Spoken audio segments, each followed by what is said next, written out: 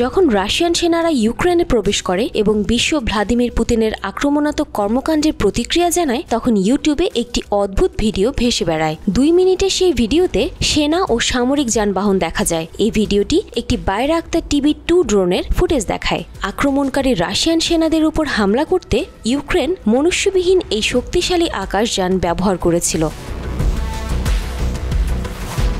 Bayraktar TB2 ড্রোনটি Ukraine তৈরি করেনি, এর প্রস্তুতকারক তুরস্ক সামরিক প্রযুক্তিতে অনেক উন্নত হচ্ছে। এই উন্নতির অন্যতম প্রমাণ বাইরাক্তার TB2-র মতো অত্যাধুনিক ড্রোন। তুরস্কে কতটি ড্রোন আছে? তুরস্ক বর্তমানে প্রায় 130টি সশস্ত্র ড্রোন ব্যবহার করে। এর মধ্যে রয়েছে বিভিন্ন মডেল, যেমন বাইরাক্তার TB2 ড্রোন, আঙ্কা এবং কারায়েল।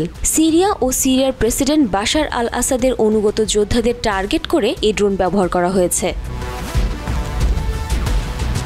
যদিও তুরস্কের কাছে নয়, বিশ্বের সবচেয়ে বেশি ড্রোন রয়েছে যুক্তরাষ্ট্রের কাছে, 11,000টিরও বেশি। তবে এটা তাৎপর্যপূর্ণ নয়, কারণ তুরস্ক উৎপাদনের দিক থেকে সবচেয়ে বড় ড্রোন সেনাবাহিনী তৈরি করেছে।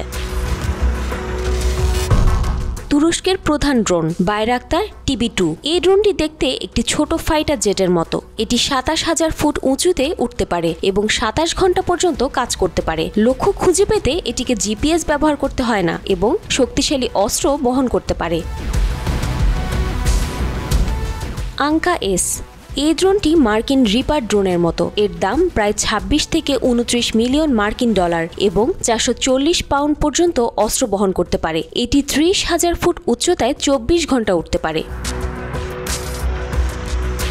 কারায়েল। এই ড্রোনটি 418 পাউন্ড বিস্ফোরক বহন করতে পারে এবং 22,500 ফুট উচ্চতায় কাজ করতে পারে।